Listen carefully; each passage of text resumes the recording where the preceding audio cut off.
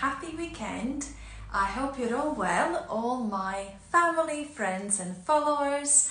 I just wanted to come on and do a very quick live video sharing a little habit hack with you, and hopefully it will be useful to some of you. It's to do with getting rid of any bad, unhealthy habits that you may have. So just seeing if anybody's going to be able to join this live. If not, hopefully many of you watch a replay. I hope you are outside and doing a lot of nice things. The weather seems to be really nice this weekend. I just had a session with a private client, and I'm shortly off to Cambridge to a birthday party, and it'll be my first time away from my 8-month-old baby. So yeah, it'll be interesting. I'll see how I feel. I'm not too sure. I'll live to tell afterwards. So back to today's topic. So if you do have a bad habit, an unhealthy habit that you don't want to do anymore, but somehow you find yourself that you're thinking about not doing it and not doing it anymore, and why you don't want to do it anymore, but you somehow find yourself that you just get this pull back and you end up doing it anyway, and it doesn't matter how much thought and energy you have given not doing this activity, it just seems to be happening. Comment yes if that has happened to you before, or if it's happening to you right now. So a little hack that might help you is to understand that our brains don't work with absence. So when we're thinking of something that we don't want to do, it's very hard, well, impossible for our brain to imagine not doing something. What's much easier to do, realistic to do, is imagining a replacement activity. So let's say you don't want to eat a particular food. Let's say you don't want to eat a piece of cake. If you just keep thinking how you're not gonna eat that piece of cake anymore and why you don't want to do it, what you're doing mentally is that you are mentally rehearsing keep eating this cake, because your brain doesn't understand I don't want to do this anymore. When you keep thinking to yourself, tonight I don't want to have a glass of wine after dinner, what you're doing, again, you are rehearsing that behavior in your mind, which makes it much more likely that you are going to do it in reality as well. So instead of thinking about what you don't want to do, try to think of a replacement activity. So let's say you don't want to eat a piece of cake after dinner. Perhaps you can focus on the delicious, healthy meal that you're going to have for dinner, and really bring your attention and focus on that, and not even think about the cake. Or if you don't want to have a glass of wine after dinner, perhaps you can think about and imagine yourself taking a walk after dinner, or going to listening to some music, or calling a friend. So the idea is that you think of a replacement activity which will take the focus away from the thing that you don't want to do. As Tony Robbins famously said, where focus goes, energy flows. So stop giving focus, time and energy to the things that you don't want to do. Stop mentally rehearsing them. A very interesting example that we've had in therapy in regards to weight loss is a lady who wanted to lose weight, and she had this bad habit that after work she would drive past a shop, and she would go into the shop to get something for dinner, and she would get this bread from the bakery section, and then she would get home, and as she's preparing dinner, she was basically eating this bread, and sometimes she would eat as much as like a half a loaf of it, and she just couldn't stop it from happening. And every day she used to go to work, she used to sit there and think, today I'm not going to do it. And she would think either I'm not going to go into the shop, but somehow she would find herself going to the shop because she needed to buy one thing or another. And when she would go to the shop, she would think about, I'm not gonna go anywhere near the bakery section, I'm not gonna buy the bread today. Yet somehow her feet would magically take her on autopilot to this section, and the hand would just pick up this loaf of bread. And she wasn't able to stop doing that until she replaced it with something else. And what she did was, this particular lady, is that she took a different route home. So she was driving a different way, and she went and saw a friend straight after work, and she basically had a cup of tea and a catch up with friend before she went home and then cooked dinner. And this was a way how she was able to break the pattern, because she started thinking about, will I have a cup of tea or a cup of coffee with this friend? What will we talk about today? So her focus and energy was directed to different activity. So that is what I wanted to share with you today. It may seem really simple, and actually it is, but it's very, very powerful. We don't realize that we keep rehearsing the things that we don't want to do, and we need to rehearse a replacement activity. And instead of rehearsing failure with a replacement activity, we'll be rehearsing success for something that we want to do instead. So it is really simple yet really powerful.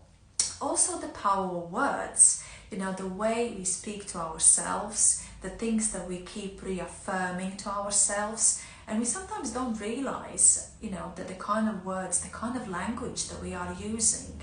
Hi Ilse, nice to see you. I hope you're having a nice weekend. To give you an example, first thing that springs to mind, and actually I talked about it with someone just this morning, is that affirmation focusing on, I want to lose weight, right? And I want to lose a certain amount of weight. And you see, the word lose, a loss, is actually a very negative word.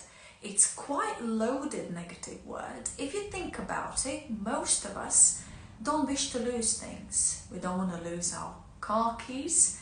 We certainly don't want to lose our children in supermarkets. We don't want to lose friendships, people that we love and hold dearly in our hearts. So it's quite a negative word.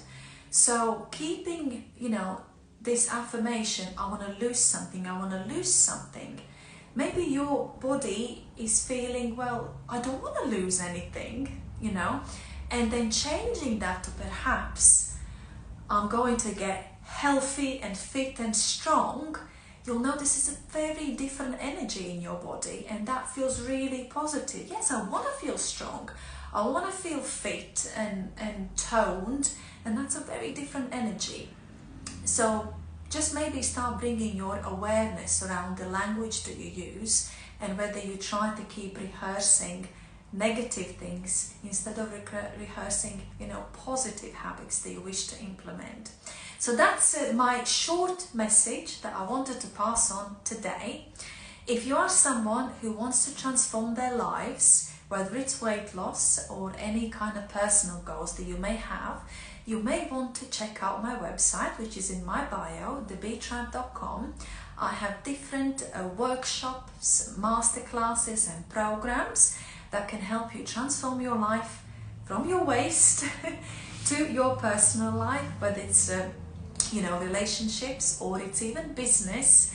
Then have a look, there might be something there for you, and get in touch if you have any questions. For those who don't know me, very briefly, my transformation journey started with a big weight loss. I lost 38 kilos, so that's 6 stone in weight. So quite a lot of weight I had to lose. My journey through that process was that I had tried hundreds of different diets and weight loss products, and nothing worked, or only worked short term. Thank you, Ilse. Prieks tevi redzēt arī. Tried lots of different types of exercises that were meant to be the most effective for burning most amount of fat, and again found it that either it wasn't sustainable for me, it didn't work for me, or I could only do it short term. So there wasn't really a quick fix, or it was exactly that, it was a quick fix that didn't last.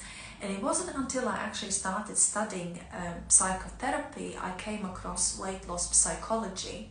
And then I realized that most people, especially people that do have quite a bit of weight gain issue, the causes are much deeper than, you know, what's on our plate and how we move our bodies. Most of us are very intelligent people and we know for ourselves, or we can find answers on Google or YouTube what to eat and how to move.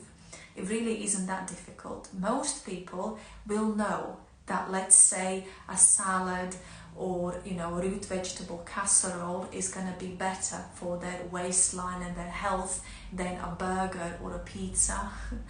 Most of us know that. Most of us know that moving our bodies is important and it has many benefits for our physical and mental health. And it's sitting on your couch, on your sofa all day long is not good for you, or at your desk. But you see, knowing and doing sometimes are two different things. We certainly know a lot of stuff, but what do we actually do? And what is it that stops us from doing the things that we know are best for us? And I certainly discovered that it was our mindset and any kind of you know, underlying issues or limiting beliefs that we may have when it comes to weight loss. Sometimes it's the conditioning, sometimes it's childhood trauma, sometimes it's emotional eating. You know, weight gain is normally a symptom of something. So when we don't look at the root cause, what is it that's made me do this? Because most people don't just wake up one day and think, I'm just gonna stuff my face full of shit, of rubbish food and drink, because that sounds like a great idea. Most of us don't do that. There's normally a reason why we end up in those you know, numbing, self-soothing, artificial relaxation situations. There's normally a reason behind that. And until we start looking at the root cause, when you're trying to address the symptom, I need to eat better and I need to move more, without looking at why am I not doing it in the first place, the results, I'm afraid, are either not going to happen or they're only going to be short term. You know, when motivation is high and we all feel pumped and ready to go, then we'll spend hours in the kitchen and we'll batch cook these healthy meals and we'll do our 10,000 steps and exercise. And then when the motivation wears off, or we have like a first little stressor in our lives, we had an argument with a loved one, or something happened at work, or your baby is sick, then all it goes out of the window, and then we have to wait until we get that motivation to get going again. Instead, we need to look at the root cause, change our identity, change any limiting beliefs, address any root causes, and then as you change that inner stuff, if your behavior will naturally change. You will know what to eat, you will know how to move, and you will make the right choices for you. You will know what's sustainable for you long term, movement-wise, food-wise. You're not just going to be searching for that miracle cure, because I'm afraid there isn't one. So if this message resonates with you and you're ready to look at deeper level to what's really going on inside, why you have, you know, ended up having all these unhealthy habits, and address the root cause, which will then change your behavior easily, naturally, effortlessly, because we're working from the inside out, not trying to work from the outside in, which only works short term, then do check out my masterclasses and programs in my website. If you've got any questions, please message me. I'm super passionate about changing people's lives as well as their waistlines, so do reach out if this message resonates with you. If this was useful, the tip about stop rehearsing failure and start rehearsing success. Don't keep thinking about what you don't want to do and start thinking about what you would be better off doing instead.